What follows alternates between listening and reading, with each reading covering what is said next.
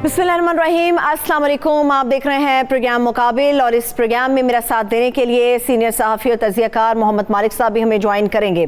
उन्हें भी मैं वेलकम करूंगी। कुछ ही देर में आमिर मतीन साहब भी हमारे साथ मौजूद होंगे, उन्हें भी शामिल गुफ्तगू करेंगे हम। नाज़रीन, आज 3 अहम चीज़ें हैं जो देखने की बड़ी अशद ज़रूरत है। पहली बात तो ये कि अभी तक की जो ताज़ा खबर है उसके मुताबिक तो ईद का चांद नज़र नहीं आया, मगर ये हमें याद रखना चाहिए कि इलेक्शन का चांद भी नज़र आने के कोई खतर ख्वाह अच्छे या गहरे इम्कान हमें नज़र नहीं आ रहे। दूसरी बात यह है कि बहरान बहुत ही शदीद है। अदालती सतह पर भी हम देख रहे हैं और तमाम सियासी बड़े रहनुमाओं को देख रहे हैं जो एक छत तले ज़रूर मौजूद हैं, मगर ये अभी जानना बड़ा ज़रूरी है कि ये जो बहरान है ये सियासी है या फिर आइनी बहरान है।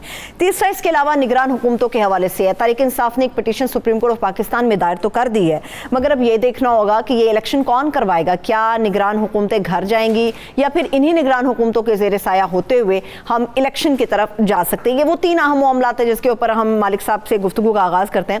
सर, बहुत शुक्रिया मुकाबले में हमें ज्वाइन करने के लिए। पहली बात तो ये मुझे बताइए कि हम तो अदालत कहते सुनते थक गए।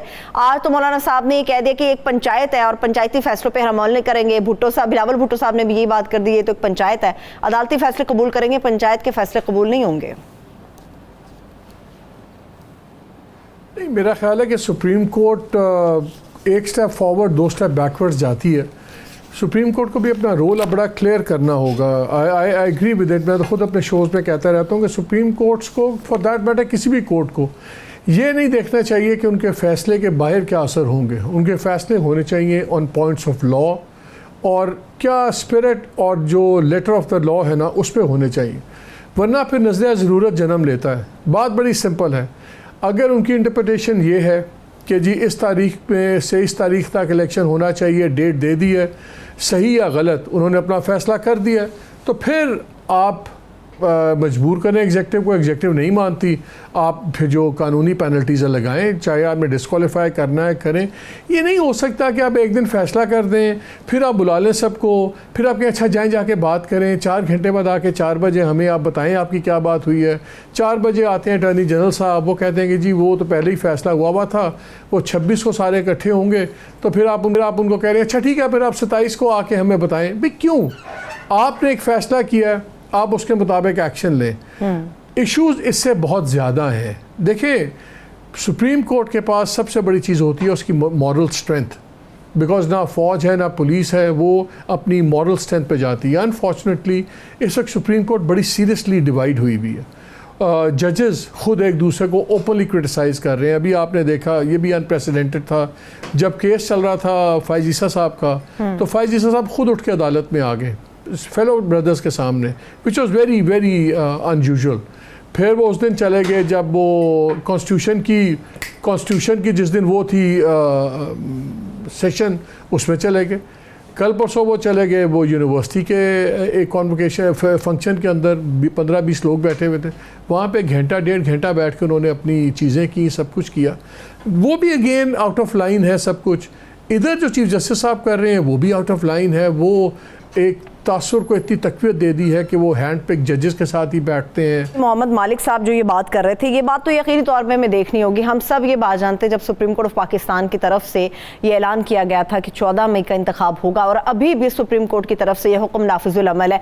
मालिक साहब हमारे साथ मौजूद है। सर, प्लीज़ अपनी बात को जारी रखिएगा। देखिए, वो बड़ी प्रोमिनेंट हो गई है। फैज़ ईसा साहब ने उसमें कोई चीज़ उन्होंने भी कोई छुपा के नहीं रखी। वो पहले कन्वेंशन में जाके बोले, आइन वाले फंक्शन में, फिर वो यूनिवर्सिटी में चले गए, वहाँ खुल के सारी बातें हुई, बेंचेस की, और जनाब सुप्रीम कोर्ट चीफ जस्टिस होता, तो वो अब खुली बात है, कोई उसमें नहीं है।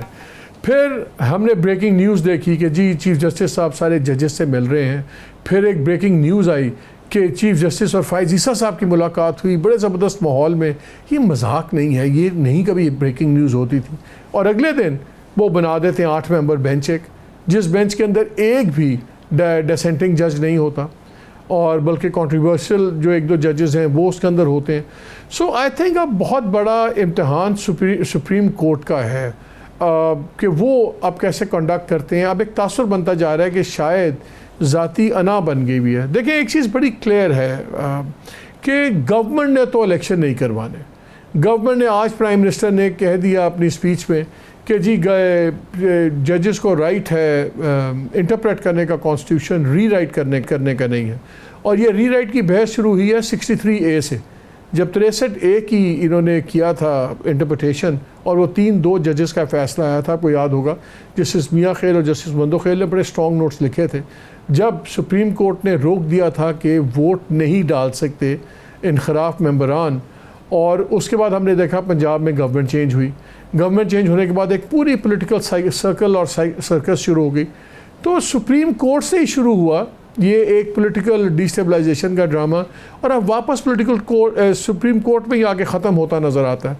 आई थिंक अब सुप्रीम कोर्ट मस्ट डिसाइड कि ये कोर्ट है कि पंचायत है। ये बिल्कुल आप उसी पॉइंट पे आगे मालिक साहब, माजरत मैं आपको यहाँ पे रोक रही हूँ। इस वक्त आमिर मतीन साहब भी हमें ज्वाइन कर चुके हैं। बहुत शुक्रिया sir, thank you so much.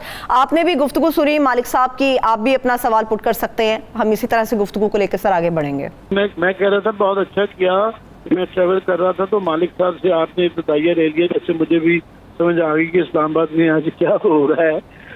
दो चीजें मालिक साहब की गुफ्तगू से जो है ना मैं बात आगे लेके चलता हूँ कि बिल्कुल कोई आइडियल सिचुएशन नहीं है सुप्रीम कोर्ट की, और पहले भी बहुत चेकर्ड हिस्ट्री रही हुई है, मगर इस दफा जो है ना वो जो 97 में जिस तरह सज्जाद अली शाह से मेरा अभी भी कम है, आइडियल नहीं है। और क्या करें, इस वक्त ये सिचुएशन नहीं है कि ये सवाल नहीं है कि उसकी हैयत क्या होनी चाहिए, 11-184 होना चाहिए नहीं होना चाहिए, बेंच के सिर पे होने चाहिए। इस वक्त क्वेश्चन है सबसे बड़ा कि 90 दिन के अंदर इलेक्शन होने चाहिए कि नहीं होने चाहिए। उसमें मेरा ख्याल 15 के 15 जजेस की एक ही राय होगी, किस तरीके से किया गया, बेंच कैसे बने, उन पर आप क्वेश्चन उठा सकते हैं। तो एग्जिस्टिंग लॉज और एग्जिस्टिंग कॉन्स्टिट्यूशन के तहत जो है ना वो विद इन जो है ना पावर्स चीफ जस्टिस साहब ने ये बेंच बनाए। हाँ, इखलाकी सवाल है तो आप कर सकते हैं कि ये नहीं करना चाहिए था, उसके पीछे फोर्स नहीं है, पहली बात। दूसरी ये है कि आज मैं थोड़ा सा मुझे ऑकवर्ड या मज़ा खेज तो नहीं मैं कहूँगा लगा कि चीफ जस्टिस साहब मालिक ने बिल्कुल कहा कि 1 स्टेप फॉरवर्ड 2 स्टेप्स बैकवर्ड वाला, कि उन्होंने अपने हुक्मनामे में ये कहा कि सियासी पार्टियां जो है इत्तेफाक की राय उनके अंदर एक नजर आता है, वो सिर्फ चीफ जस्टिस साहब को ही नजर आ रहा है, बाकी पाकिस्तान में किसी को नजर नहीं आ रहा। और वो उसके थोड़ी देर बाद ही जो मौलाना फजल रहमान की प्रेस कॉन्फ्रेंस हुई, बिलावल की हुई, फजाज साहब का बयान आया और पीटीआई के पहले स्टांस पता चल गया कि ये बिल्कुल भी कोई किसी किस्म का इत्तेफाक नहीं है। इत्तेफाक में भी एक जो है एक क्लैरिफिकेशन नहीं थी कि इत्तेफाक से उनका मुराद इनके आपस में बैठ के तरफ कहते नहीं करती है, ये इनको कॉन्स्टिट्यूशनल तरमीम करनी पड़ेगी कि जनाब डिले आगे कैसे करना चाहिए। तो पहले जो महीने की डिले हुई है उसकी एक लीगल कॉन्स्टिट्यूशनल जस्टिफिकेशन बिल्कुल बिल्कुल 3 महीने आगे करने की जो है मुझे ज्यादा दीजिएगा अपनी कमेंट करने की कि वो ये 3 महीने की जो है वो आगे उसके लिए तरमीम करनी पड़ेगी।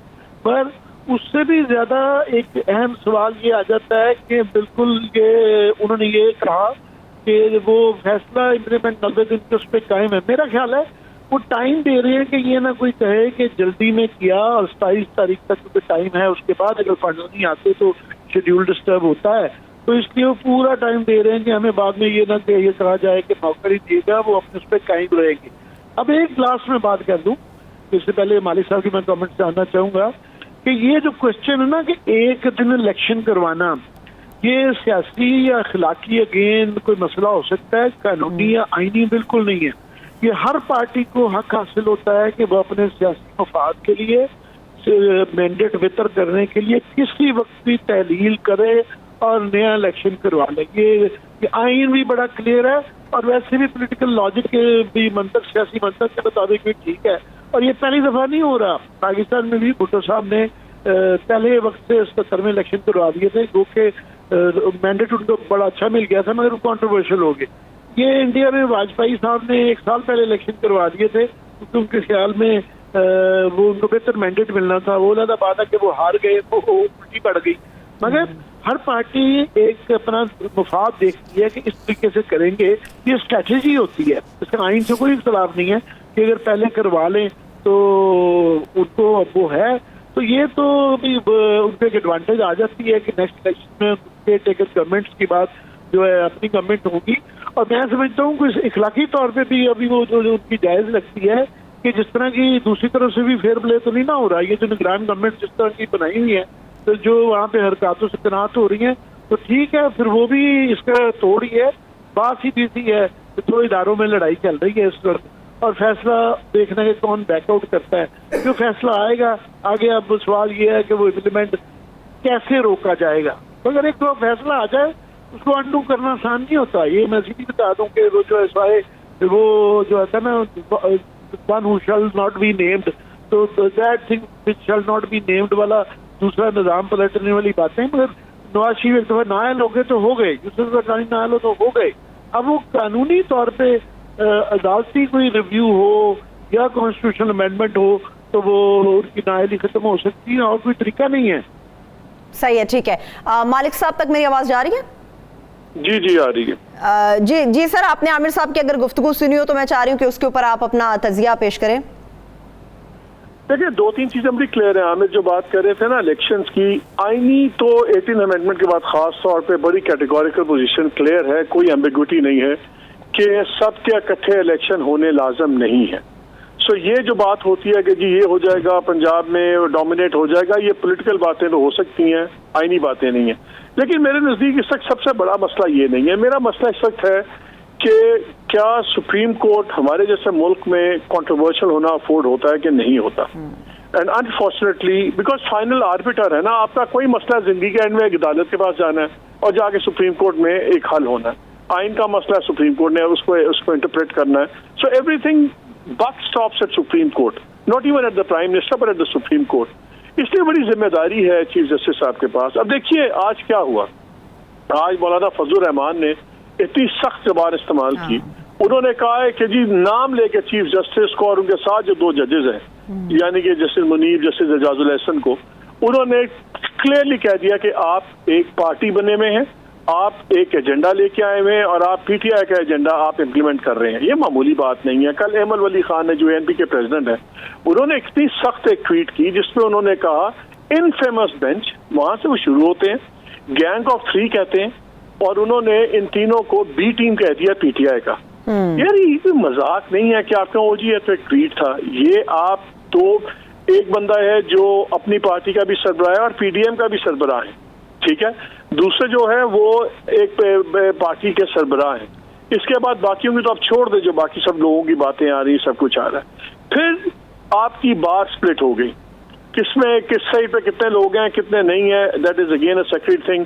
स्प्लिट हो गई, जजेस स्प्लिट, बार स्प्लिट, आपका नाम लेके चीफ जस्टिस का और जजेस को टारगेट किया जा रहा है। और आई थिंक अब सिर्फ एक ही रास्ता रह गया है कि सबसे पहले तो चीफ जस्टिस साहब अपना रिस्टोर करवाएं authority of the supreme court, और वो रिस्टोर करने के लिए सबसे पहले उनको अपना स्प्लिट खत्म करना होगा, जो मर्जी उसकी कीमत हो, चाहे उनको 2 कदम पीछे हटना पड़े, जजेस के साथ करना पड़े, जो मुझे इस वक्त मुमकिन नजर नहीं आता। जैसे आज देखिए, आज उन्होंने भी एक तंज किया, बिलावल भुट्टो साहब ने भी, उन्होंने कहा कि जी बाकी बातें छोड़ें, पहले अपने अंदर यूनिटी करें, अपने को यूनाइटेड फ्रंट करें, वरना तारीख जैसे जजेस को रिमेंबर करती है, वो इतनी काइंडली रिमेंबर नहीं करती, याद नहीं रखती तारीख। तो सारी बातें आके सुप्रीम कोर्ट अगर चाहती है तो आई थिंक उनको इसके बारे में सीरियसली करना होगा। फिर आज मेरे प्रोग्राम में कमजमान कायरा साहब आए हुए थे, उन्होंने ओपनली कहा कि जी 3 जगह इन्होंने गलत बयानी की है चीफ जस्टिस ने। इन्होंने कहा कि जी डिफेंस वालों ने बाद में आके इतनी अच्छी प्रेजेंटेशन की है और लेकिन हम फैसला दे चुके थे। तो उन्होंने कहा कि जी कोर्ट में कहा था डिफेंस सेक्रेटरी ने कि हम आपको इन कैमरा ब्रीफिंग देना चाहते हैं, तो इन्होंने कहा नहीं आप हमें एक सील्ड दे दीजिए अपनी रिपोर्ट सारी, और सील्ड रिपोर्ट बाद में आई, उससे पहले कोर्ट ने एडजर्न करके अपना फैसला सुना दिया। अब वो कह रहे हैं जैसे पहले इंप्रेशन नहीं था, पहले उन्होंने हमें वो नहीं दिया था। फिर उन्होंने कहा कि जी कोर्ट ने ये तासुर दिया है कि जैसे किसी को एतराज नहीं है हमारे फैसले पे और सब पे एक्सेप्टेड है। उन्होंने कहा अपने साहब तो एक बेंच की कॉम्पोजिशन पे हम एक्सेप्ट नहीं कर रहे थे, और हमने लास्ट टाइम भी जब बॉयकॉट, हमने बेंच का कहा था कि हम इस बेंच के आगे नहीं आएंगे, हमने कोर्ट का प्रोसीडिंग से नहीं बॉयकॉट किया था। अब जब इतने ज्यादा इख्तलाफात हो गए हैं, सब कुछ हो गया है, तो देखिए अब बड़ा इम्पोर्टेंट है। अभी आमिर ने एक बात की कि उनके बेंच कवानीन के मुताबिक बना रहे हैं चीफ जस्टिस, बिल्कुल सही बात है, लेकिन वो लॉ बन जाना था 21 तारीख को, कल वो आज लॉ आ जाना था रात को।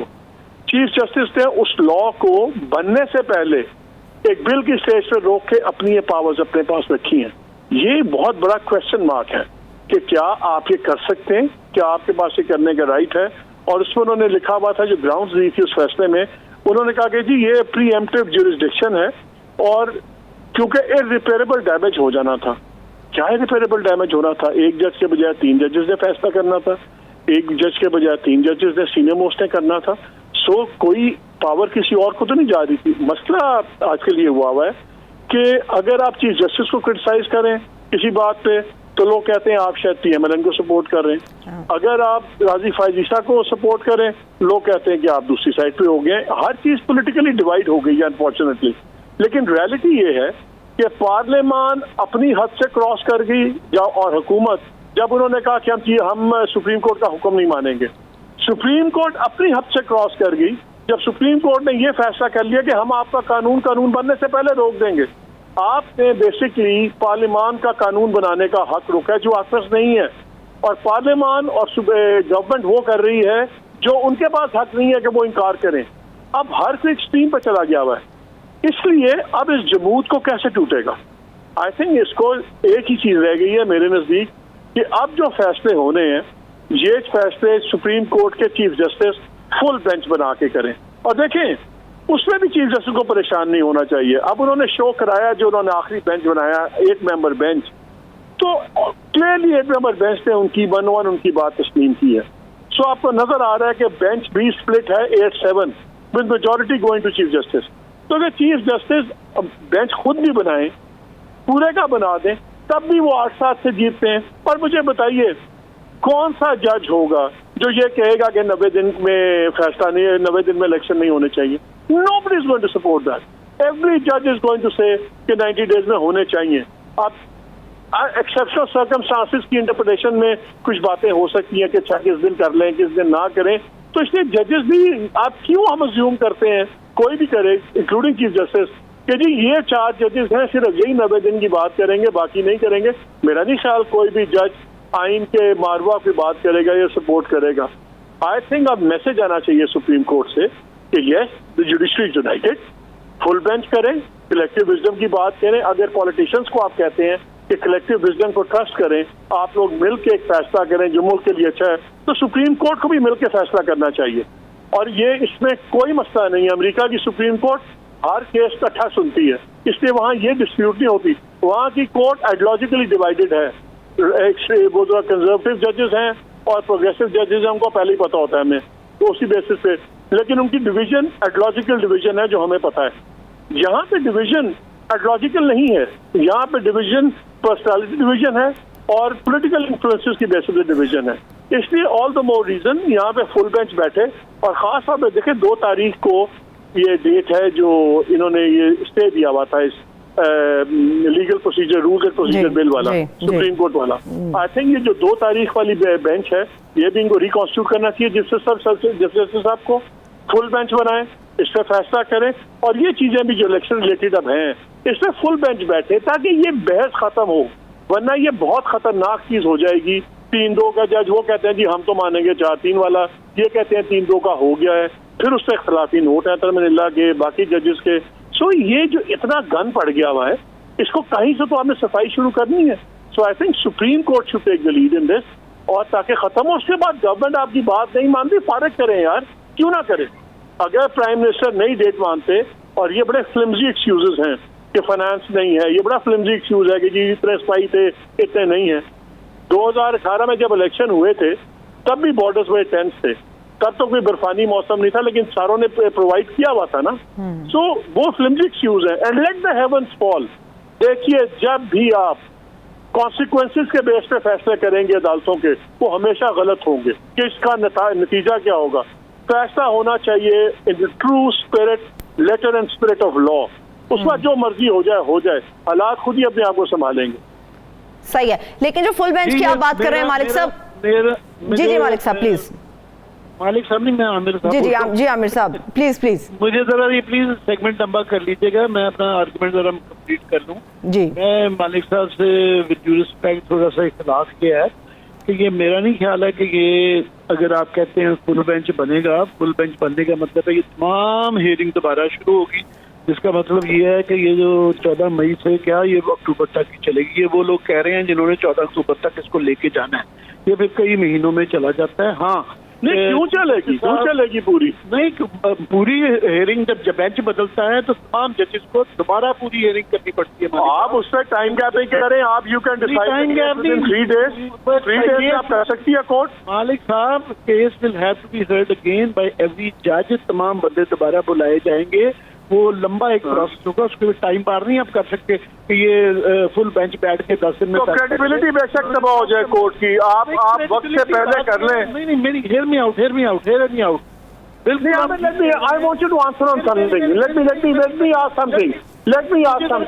देखिए, मेरी बात सुन लेना, मेरा सवाल सुन ले, आप उसको भी ऐड कर लें जवाब में।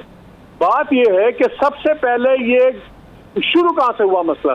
लाहौर हाई कोर्ट सुन रही थी, लाहौर हाई कोर्ट बिल्कुल टाइम पे काम कर रही थी, सब कुछ हो रहा था, वहां से केस उठा के आप जबरदस्ती सुप्रीम कोर्ट में ले आए।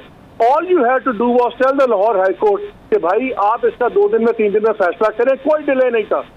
आप वहां से उठा के लाए सुप्रीम कोर्ट में, उसकी वजह से डिलेज हुए सारे।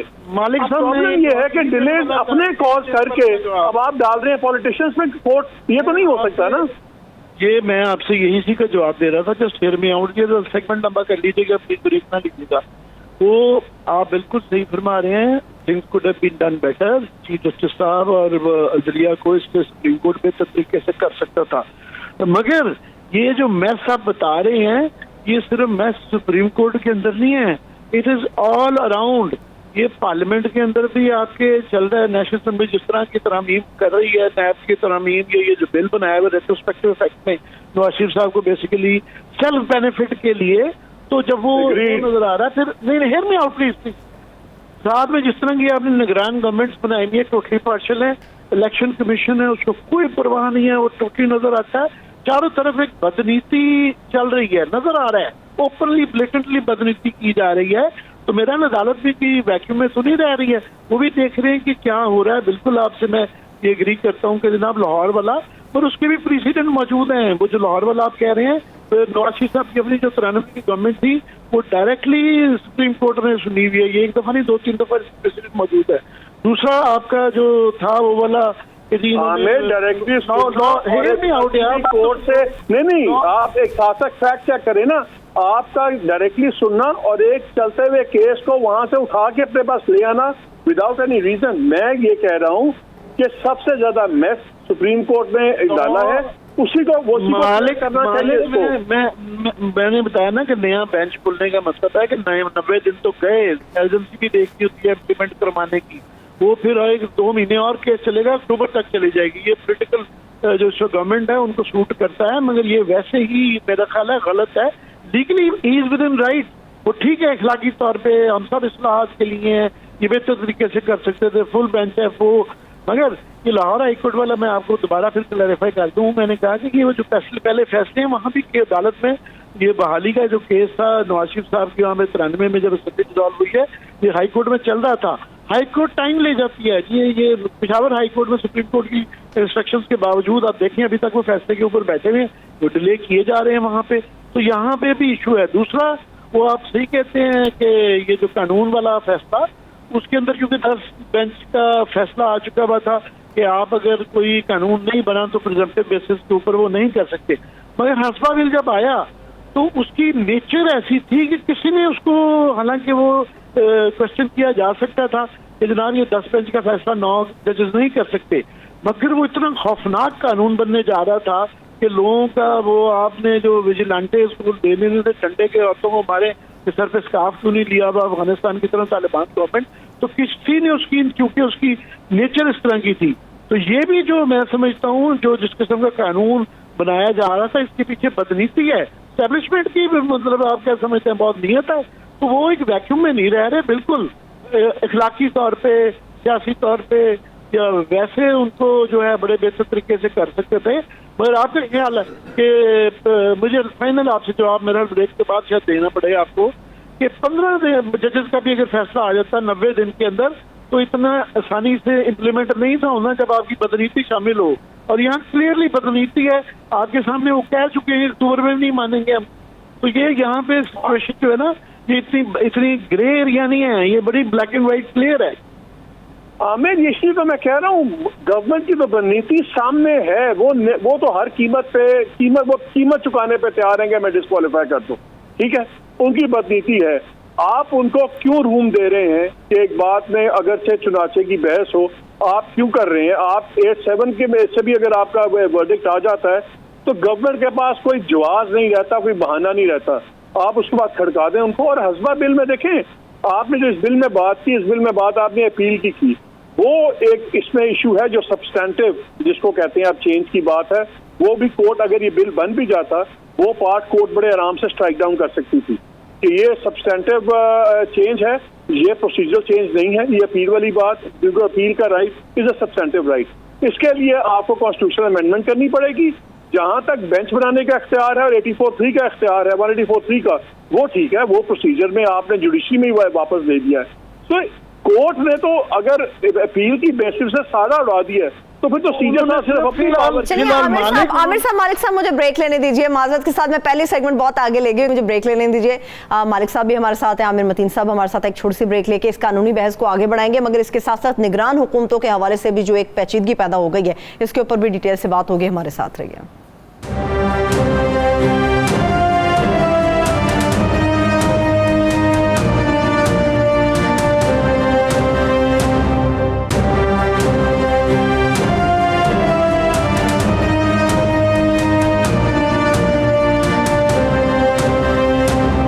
ब्रेक के बाद एक बार फिर से खुश आमदेद कहेंगे आपको प्रोग्राम मुकाबिल में। मालिक साहब और आमिर मतीन साहब दोनों मेरे साथ इस वक्त मौजूद हैं। मालिक साहब आपसे ही मैं बढ़ूंगी आगे।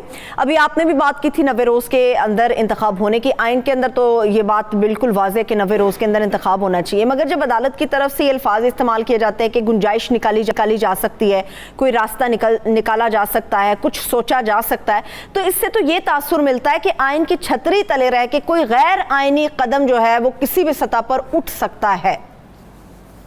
देखिए, मैं तो तमाम बड़े लॉयर्स जितने हैं, हम कानूनदान तो नहीं है, उनसे मैंने जितने से भी सवाल किए, बात की, मेरा उनसे यही सवाल था कि क्या ये लग्जरी है गवर्नमेंट के, ये जुडिशरी के पास कि वो अपनी मर्जी की तारीखें दे। बातों का ख्याल है कि जी बिल्कुल तारीखें वो कर सकती है ऊपर नीचे, कुछ का ख्याल है कि नहीं कर सकती। मैं इसलिए कह रहा हूँ ना कि ये बड़ा एक प्रेशरस वाटर्स हैं, इसमें भले इतने बड़े फैसले हैं जो हमेशा कॉन्ट्रोवर्शियल रहेंगे, इसलिए अगर तमाम कोर्ट बैठी हो तो कम से कम ये बहस तो खत्म हो जाएगी कि ये ग्रुप अगर होता तो शायद ये होता, वो जजेस बैठे हो तो शायद मुख्तलिफ होता। आई थिंक इसलिए मैं बार बार कहता हूँ कलेक्टिव होने चाहिए। मेरे नज़दीक तो बड़ा क्लियर ब्लैक एंड वाइट में कानूनी फैसले होने चाहिए, ख़ास तौर पे आइन की तशरीह के कि जी अगर 90 दिन में था, चलें आपने इमीडिएट कुछ डिले आपने कंडोन कर दिया, कुछ हालात ऐसे हो गए, लेकिन जब आप ये कहते हैं कि जी अगर आप फैसला करें तो अदालत आपकी मदद को आ सकती है, तो फिर आप आउट ऑफ कॉन्स्टिट्यूशन बात कर रहे हैं। जो आईनी तरमीम से काम होना है वो फिर पंचायती तरीके से नहीं होना चाहिए। मेरी फिक्र सिर्फ ये है कि खतरनाक प्रेसिडेंट बन रहे हैं। देखिए, गवर्नमेंट के इलेक्शन के डिले में से मैं क्यों खिलाफ हूँ कि ये इतना खौफनाक प्रेसिडेंट बन जाएगा, कल को कोई हुकूमत बैठी हो और वो कहेगी हमारे पास पैसे नहीं है, हमारे पास सिक्योरिटी नहीं है, हम तो इलेक्शन नहीं करा सकते, उस लिहाज से पाकिस्तान में कभी भी इलेक्शन नहीं होंगे। दूसरी तरफ जो मर्जी आप कह दें प्रिवेंटिव ज्यूरिसडिक्शन, अगर अदालत ये अपने तय फैसला कर ले कि कौन सा कानून बना सकती है मुकन्ना, कौन सा नहीं बना सकती, तो फिर आप उसका राइट ही रोक रहे हैं मुकन्ना का। ठीक है, जिस दिन एक्ट पास होता है आप 5 मिनट के बाद उसको स्ट्राइक डाउन कर दें, आप उसके जो मर्जी सस्पेंड करना आप करें, लेकिन फैक्ट तो हो जाए ना, पहले कॉज ऑफ एक्शन तो बने। जैसे जब 63A में क्या हुआ, आपने एक आर्टिकल रीराइट कर दिया, मुझे उससे कोई परवाह नहीं उसका किसको फायदा किसको नुकसान है, लेकिन एक क्लियर लेट डाउन प्रोसीजर था कि अगर कोई वोट करेगा तो उसके साथ ये होगा नहीं होगा। कोर्ट ने कह दिया नहीं आप वोट ही नहीं कर सकते, टोटल रीराइटिंग ऑफ कॉन्स्टिट्यूशन था। ये खतरनाक प्रेसिडेंट्स हैं। जैसे आज हिजबा का बिल, आमिर ने बिल्कुल ठीक बात की, हमने खुद बड़ी खुशियां मनाई थी, हम बड़ा उसके खिलाफ बोले थे कि हिजबा का बिल बहुत खौफनाक ड्रैकोनियन लॉ बन रहा है, लेकिन जब आपने उसको रोक दिया प्रेसिडेंट वो खतरनाक बन गया और वही प्रेसिडेंट आज इस्तेमाल हुआ है। ये बड़े खतरनाक प्रेसिडेंट बनने जा रहे हैं इस मुल्क में कि गवर्नमेंट के ऐसे फ्लिमजी बहाने बनाए बेहुदा से, पैसे नहीं है या सिक्योरिटी के लोग नहीं भी आप दें बिकॉज आप इलेक्शन नहीं कराना चाहते। सुप्रीम कोर्ट खुद ही जज बन गई है पहले ही एक चीज के ऊपर जो बिल है, जो भी एक्ट नहीं बना। आई थिंक दोनों एक्सट्रीम बिहेवियर्स हैं। और दोनों के लॉन्ग टर्म बड़े नुकसान हैं। हर एक को अपने दायरे में वापस आना चाहिए और दायरे में ला सकती है सुप्रीम कोर्ट, और सुप्रीम कोर्ट जो मिनिमाइज कंट्रोवर्सी का शिकार हो, चीफ जस्टिस साहब अभी भी मिनिमाइज कर सकते हैं। वो भले जजेस को डिफरेंस ना खत्म करें, लेकिन जजेस को इकट्ठा लेके चलें and let the government suffer the consequences. मुझे जरा मौका दीजिएगा अपना आर्गुमेंट रिपीट करने का सरवर। जी सर। मैं मालिक साहब बिल्कुल ठीक कह रहे हैं कि ये खतरनाक प्रेसिडेंट है, मगर ये पॉजिटिवली खतरनाक प्रेसिडेंट है कि अदालत एग्जर्ट करके अपने 90 दिन के उसको करवा रही है। ये एक सिक्को जिसके अंदर आप कह रहे हैं बिल सस्पेंशन की बात कर रहा हूँ मैं, बिल सस्पेंशन। मेरी बात सुन रहे, मेरा ख्याल है, मैं जो पहले दोहरा दूं कि ये 15 जब बदनीति हो ना तो 15 दिन बेंच का भी बन जाता, फुल बेंच भी बन जाता, तो भी उन्होंने ईदे बहाने बहा के इसको रोकना था। भुट्टो साहब की जब फांसी करवानी थी उन्होंने करवानी थी। उन्होंने जो भी इस्तेमाल के अंदर भी जो फैसला करवाना होता है, बदनीति होती है, वहाँ ये हो जाता है। कमिंग बैक आमिर और जाहिर हो जाती है, और जाहिर हो जाती है। तो सुन लेना यार, मैं तेरी बात का जरा जवाब दे दूँ फिर नहीं आउट। वो ये है कि ये मेरा ख्याल है कोई ये जो रोका गया है ये प्रोसीजर्स का बिल, जिसके जरिए वो बेंच 184(3) की हैयत तब्दील होने जा रही थी, वो रुकावट बन रही थी, बनाने के लिए की गई थी कि जी ये इलेक्शन 90 दिन के अंदर करवाने के लिए एक आईनी शिक दूसरी आईनी शिक को डिस्टर्ब कर रही है।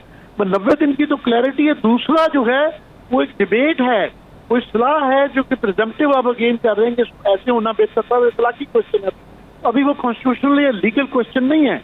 तो उसमें क्योंकि ये 90 वो कैसे लीगल नहीं है, कैसे लीगल नहीं है, क्या बात कर रहे हैं आप? लीगल तो आपने सिर्फ बेंच के पहले कहा ना, बेंच की मैंने मिसाल दी थी, उनके पता किसी ने 9 बेंच का, हाँ कल किसी को 11 बेंच का बना के इसको कर देते हुए, तो मेरी बात तो सुन लें आप। दूसरा ये है कि उसका भी उन्होंने सिर्फ इसकी अमलदारी पे रोका है, क्योंकि अमलदारी का पीछे बदनीति है कि ये 90 दिन के इलेक्शन वाली जो है ना, वो कहेंगे ये बेंच ही गलत है, तो लिहाजा ये रुक जाने का एक अंदेशा है, तो वो इसको इम्प्लीमेंट करवाना चाहते हैं। दूसरा उन्होंने अभी फैसला नहीं दिया, अब उसकी प्रोसीडिंग होनी है, सुन ले आप, उसकी प्रोसीडिंग 2 मई से स्टार्ट होनी है। इसका मतलब है चीफ जस्टिस साहब ने अज्यूम कर लिया है कि सिवाय इन 4 जजों के सारे जज जो है वो 90 दिन को सपोर्ट नहीं करेंगे और वो उल्टा फैसला दे देंगे। ही इज दी ओनली 4 जजेस who are going to defend the constitution। बाकी जो जज हैं वो कॉन्स्टिट्यूशन डिफेंड नहीं करेंगे। इससे बड़ी assumption आप गलत कैसे कर सकते हैं चीफ जस्टिस साहब कि सिर्फ यही कानून की सही interpretation this is not fair. आपको डिफेंड मालिक चीफ जस्टिस साहब को बिल्कुल डिफेंड नहीं कर रहा था, मैं हमेशा ये कहता हूँ वो बहुत बेहतर तरीके से हैंडल करते। इनको 15 फुल मेंबर बेंच का बनाना चाहिए था, फुल तो खैर बनना नहीं था। सलमान अकरम राजा कह रहे थे कि 2 पे तो इतराज कर दिया हुआ था बाकियों ने, तो वो 13 का बनना था, 13 का भी बन जाता तो बड़ी अच्छी बात थी कि पता लग जाता कि 90 दिन के ऊपर कौन किधर खड़ा है, ये फैसला होना चाहिए था, वो नहीं हुआ।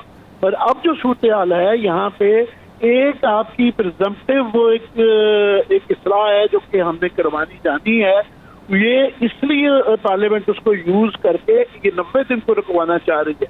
तो उस पर अभी बेंच पे फैसला नहीं आया, बेंच पे आना है। बुनियादी आप कह रहे हैं जी वकीलों से आपकी बात हुई है, वो अक्सर जो कहते हैं भाई, ये भी हाल ही में गोलमेज कॉन्फ्रेंस की पाकिस्तान के सारे जूरिस्ट हैं, वो कहते हैं कि सवाल सिर्फ एक है, वो है 90 दिन के अंदर इलेक्शन होने चाहिए या नहीं होने चाहिए। ये कंफ्यूज करने की कोशिश है कि 184(3) का इस्लाह होना चाहिए, बिल्कुल होना चाहिए। तो Aamir they should be called out ना, मगर they should not stop called out elections for being held in 90 days। That issue is a different issue. ये जो वो अगर इसके रास्ते में हायल होता है तो बिल्कुल वो सारे जज भी मेरे ख्याल यही जज और वकील यही मानते हैं कि इसकी इस्लाहत होनी चाहिए, और बिल्कुल चाहे वो आमिर जब प्रेसिडेंट बनते हैं, प्रेसिडेंट देखें जब कोर्ट्स इंटरवीन करती हैं या गवर्नमेंट होता एक्ट करती हैं, वो किसी ना किसी फैक्ट के ऊपर करती हैं, लेकिन जो प्रेसिडेंट फिर मिसयूज होता है।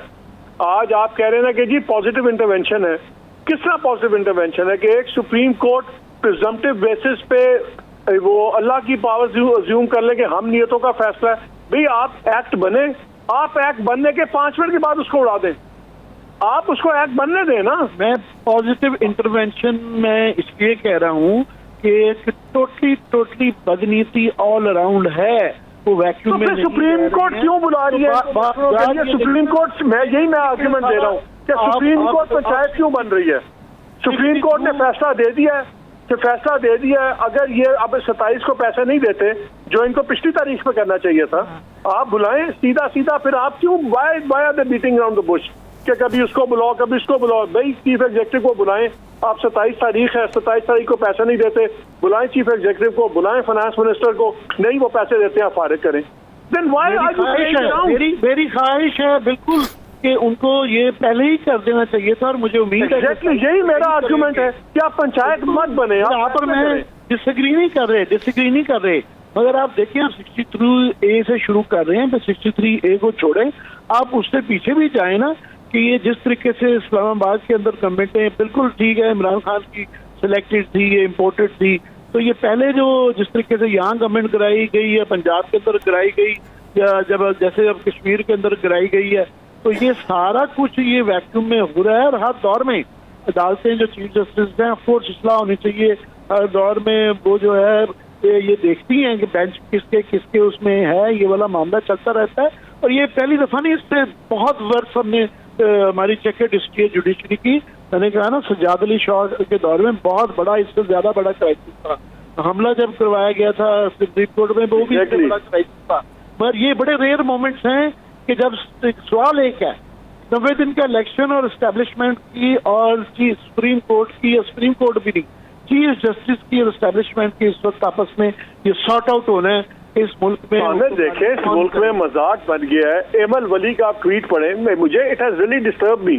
बात ये एमल वली आज पार्टी के इसलिए प्रेसिडेंट है क्योंकि वो सदर वली के साहबजादे हैं, वली खान के नवासे हैं, इसलिए जनाब वो पार्टी के प्रेसिडेंट हैं। वो बंदा उठ के कल कह रहा है और लिख रहा है, ट्वीट कर रहा है कि जी गैंग ऑफ 3, इनफेमस बेंच और जनाब बी टीम ऑफ पीटीआई और सुप्रीम कोर्ट ऑफ पाकिस्तान चुप करके बैठी हुई है। यार कोई हद होती है। चलिए इस पे ब्रेक ले लेते हैं। मुझे बार बार ब्रेक का कहा जा रहा है। इस हॉट डिबेट के माहौल को ठंडा करने के लिए एक ब्रेक लेते हैं, वापस आके इसी गर्मी के साथ आगे बढ़ेंगे। Stay with us.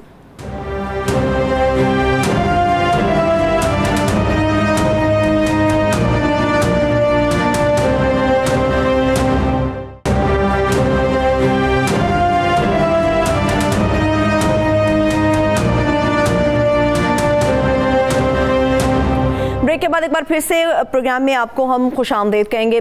मैं कोशिश करूंगी कि मुख्तसर वक्त आज़ाद कश्मीर असेंबली के हवाले से भी कुछ बात हो जाए, मालिक साहब से भी, आमिर मतीन साहब से भी। लेकिन सर अभी जो कानूनी बहस आपके और आमिर साहब के दरमियान चल रही थी वो 90 रोज़ के अंदर इंतखाबात के मामले की थी, लेकिन ये मामला भी अभी तक हल तलब है कि निगरान हुकूमतों के क़याम का क्या होगा, 22 अप्रैल के बाद क्या होगा, क्या वही लोग मौजूद रहेंगे, गैर आइनी इक़दाम उठाए जाएंगे, होगा क्या, ये भी समझ से बाला है और कोई भी इसके ऊपर वजाहत देने के लिए तैयार हमें बज़ाहिर नज़र नहीं आ रहा। इस पे सर दो बिल्कुल शार्पली डिवाइडेड ओपिनियंस हैं। जिस तरह एतजाज अहसन साहब हैं, कुछ और दूसरे जोमा हैं, वो कहते हैं कि जी डेट ख़त्म हो जाएगी। दूसरी स्ट्रॉन्ग ओपिनियन ये है कि इस पे कॉन्स्टिट्यूशन खामोश है और उनका पर्पस दिया गया है कि वो उनकी टर्म है जब तक वो इलेक्शंस होल्ड करना, बल्कि इलेक्शंस होल्ड करने के बाद ट्रांसफर ऑफ पावर तक वो पावर में रहते हैं। अब उस पर बहस ये छिड़ गई है कि जी अगर इलेक्शन 8 महीने ना हो तो क्या होगा। इसमें आइन खामोश है। और देखिए फ्रैंकली मेरे नज़दीक तो ये बड़ा इशू है भी नहीं। अगर पहले हैंडपिक गवर्नमेंट बन गई है तो अगर आप इनको ख़त्म भी कर देंगे तो फिर वही हैंडपिक गवर्नमेंट दोबारा बन जाएगी। कोई एडमिनिस्ट्रेटर लगाएंगे तो वो भी एग्जीक्यूटिव भी लगाएगी ना। सो आइदर वे वो कोई हल नहीं होता कि जी ये खास बंदे हैं, ये चमचे हैं या फलाने हैं, ये आपके लिए गन मार रहे हैं। वो फिर इनको रिप्लेस भी उन्हीं से करेंगे जो गन मारेंगे, शायद इनसे ज्यादा ही मारे। अगर इंडिविजुअल आ गया, एडमिनिस्ट्रेटर लगा दिया यहाँ, तो फिर एक ड्रामा करना पड़ता है काबीना का, शायद वहाँ पे वो भी ना करना पड़े। So I think this is not the bigger issue. मेरे नजदीक बिगर इशू ये है और जिधर चीजें जा रही हैं कि गवर्नमेंट जो तुली नजर आती है कि वो घर जाने के लिए तैयार है, उन्होंने इलेक्शन नहीं करवाना और अजीब बेहुदा से रीजंस हैं, बट ये उनके रीजंस हैं। और वो जब डिफाई करेंगे सुप्रीम कोर्ट को और सुप्रीम कोर्ट क्या एक्सट्रीम एक्शन लेगी और लेगी तो फिर उसके बाद कहाँ बात जाके रुकेगी। आई थिंक ये है असल सवाल हमारे लिए। 90 दिन पे भी कोई एतराज नहीं है। कोई जज हमारे आम बंदा नहीं कहता कि 90 जज कानून बड़ा क्लियर है, आइन क्लियर है, तो उसमें क्या किसी ने इख्तलाफ करना है। असल चीज अब ये है कि रिट कैसे कायम करेगी सुप्रीम कोर्ट अपनी, और मैं तो कहता हूँ कि पहले ही कायम हो जानी चाहिए थी और शौक पूरे कर दें गवर्नमेंट को। अगर डिसॉल्व होने का शौक है कंटेम्प्ट में घर जाने का शौक है तो शौक पूरा करें, सही है। लेकिन कानून की रिट बरकरार होनी चाहिए। ठीक है, आखिरी 3 मिनट है। आमिर साहब, निगरान हुकूमतों का मामला और आजाद कश्मीर की सियासत दोनों आपके सामने है। निगरान हुकूमत में सिर्फ थोड़ा सा मैं ऐड कर दूं तो मलिक साहब की हमारी ये नरम कदम तो चलती रहेगी। यहाँ पे एक नई सिचुएशन ये है कि जो केयर टेकर गवर्नमेंट सिलेक्ट करती है सूबे के अंदर, वहाँ पे असेंबली का होना जरूरी है, वो नहीं है। तो ये अब जाहिर है एडमिनिस्ट्रेटर ही लगने के ज्यादा जवाब बनता है। पर ये जरूर सवाल है कि एग्जेक्टिव वहाँ पे सूरत हाल देखते हुए जिस तरह का सुप्रीम कोर्ट का मूड है, वो एग्जेक्टिव को ये चांस ना दें, खुद भी करें। अभी ये क्वेश्चन है, मैं ये सिर्फ ये इसका मुझे अभी देखेंगे जैसे ये फैसला होगा। मगर मैं क्विकली जरा बैकग्राउंड बता दूं, मुझे आजाद कश्मीर के अंदर अनकंटेस्टेड जो है नवाज साहब जो बनते हैं प्राइम मिनिस्टर वहाँ पे, उसके पीछे हुआ क्या है? पीटीआई के साथ बहुत बड़ा हाथ हो गया। हाथ इस तरह हो गया है कि वो ये समझ रहे थे कि नवाज साहब जो हैं ये उनके कैंडिडेट हैं, और उन्होंने हाउस में रात के 12 बजे, क्योंकि वो नवाज साहब स्पीकर भी थे, तो उन्होंने रात के 12:30 बजे जो ही अगले दिन का आया वो इलेक्शन करवा दिए, और 48 लोग मौजूद थे, 48 के 8 पीटीआई समेत सब ने उसको वोट कर दिए। आज उन्होंने जो सिग्नल बताने के लिए कि जनाब ये पीटीआई की नहीं गवर्नमेंट है, पूरे मुल्क में जो है ना पीटीआई की और पीडीएम की लड़ाई चल रही है, तो ये असल में नून लीग और पीपल्स पार्टी की गवर्नमेंट है।